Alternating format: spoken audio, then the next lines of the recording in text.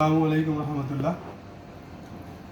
আজকে উপস্থিত হলাম বাংলাদেশ শ্রম আইন 2006 42 নং আইনের প্রসূতি কল্যাণ সুবিধা নিয়ে ধারা 45, 46, 47, 48 এই ধারাগুলোর মধ্যে উল্লেখ আছে প্রসূতি কল্যাণ সুবিধা, অর্থাৎ বর্তমানে আমাদের দেশে 60 থেকে 70% মহিলা আরএনজি সেক্টরে কাজ করে থাকেন।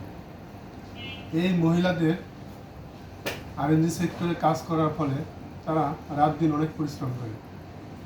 সেই ক্ষেত্রে ধারা 45-এ বলা আছে কোনো মালিক পক্ষ যদি কোনো মহিলা অন্তঃসত্ত্বা হয় তাহলে তাকে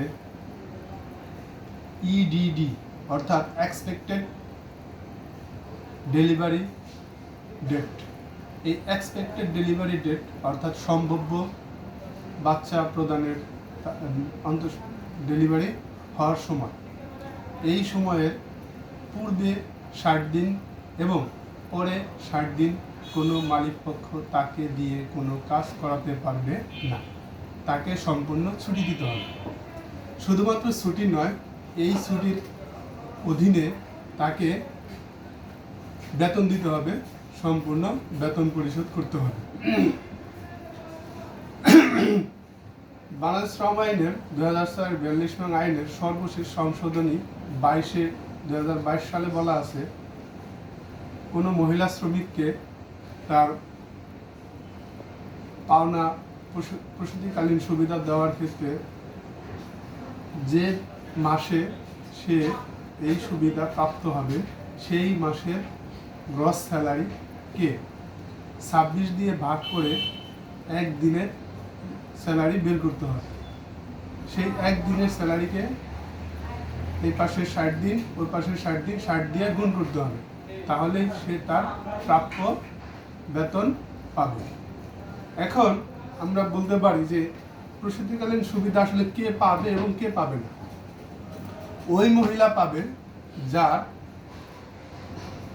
একজন সন্তান জীবিত আছে, অর্থাৎ দ্বিতীয় সন্তান হবে এরকম মহিলা পাবে।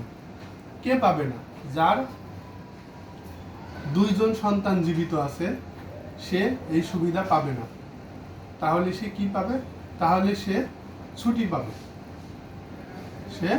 পাবে, এবং যদি বলতে পারি যে 2022 সালের আরেকটি সংশোধনী আসছে, সেটা হচ্ছে যদি কোনো মহিলা তার ইডিটি অর্থাৎ এক্সপেক্টেড ডেলিভারি ডেটের পূর্বে বাচ্চা গর্ভপাত হয় বা নষ্ট হয়ে যায়, তাহলে তাকে শ্রম আইনে 4 সপ্তাহ ছুটির বিধান রাখা হয়েছে, অর্থাৎ স্বাস্থ্য ঝুঁকি জড়িত তাকে 4 সপ্তাহ ছুটি প্রদান করতে হবে। ধন্যবাদ সবাইকে এই কথাগুলো মনোযোগ দিয়ে শোনার জন্য। এর মধ্যে যদি কারো কোনো প্রশ্ন থেকে থাকে তাহলে আমাকে কমেন্টস বক্সে অথবা ইনবক্সে জানাবেন, ইনশাআল্লাহ আমি উত্তর দেওয়ার চেষ্টা করব। ধন্যবাদ সবাইকে। আসসালামু আলাইকুম ওয়া রাহমাতুল্লাহ।